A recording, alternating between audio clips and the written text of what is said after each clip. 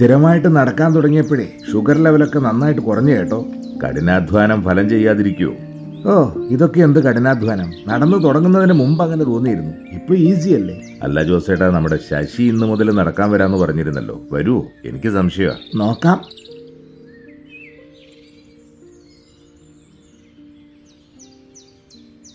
ആള് ദേ നിൽക്കുന്നു.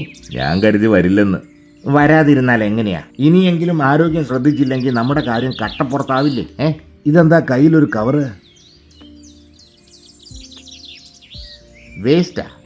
എന്തായാലും നടക്കാൻ പോവല്ലേ, വഴിയിലെങ്ങാനും കളയാന്ന് കരുതി. ഈ സമയമായതുകൊണ്ട് ആരും കാണില്ലല്ലോ. തന്നെയൊക്കെ എന്ത് ചെയ്യണോടോ? നാണമില്ലേ തനിക്ക്? ബോധമില്ലേ? എങ്കിൽ സ്വന്തം മുറ്റത്ത് കൊണ്ടുപോയി വിതറിയിടോ. വീട്ടിൽ കൊണ്ടുപോയി വെച്ചിട്ട് വാടോ ഇത്. ഇവിടെ പോവാൻ. ഈ ഒരു കലാപരിപാടിക്ക് നമ്മുടെ നാട്ടിൽ ഇപ്പോഴും ഒരു കുറവുമില്ല. സ്വന്തം വീട്ടിലെ വേസ്റ്റ് റോഡുകളിൽ കളഞ്ഞാൽ ചിലർക്ക് സംതൃപ്തിയായി, സമാധാനമായി. അത്തരക്കാരോട് ഒരു ചോദ്യം: നിങ്ങൾക്കൊന്നും ഇനിയും ബോധം ഉദിച്ചിട്ടില്ലേ? മലർന്നു കിടന്ന് സ്വന്തം മുഖത്തേക്ക് തുപ്പുന്ന പ്രവൃത്തിയാണ് ഇതെന്ന് തിരിച്ചറിയുന്നില്ലേ?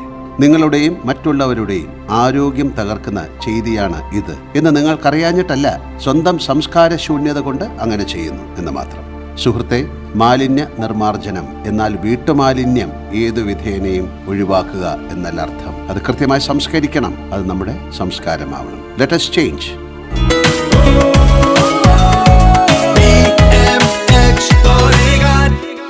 BMH Bodyguard brought to you by Baby Memorial Hospital, Calicut, Kannur.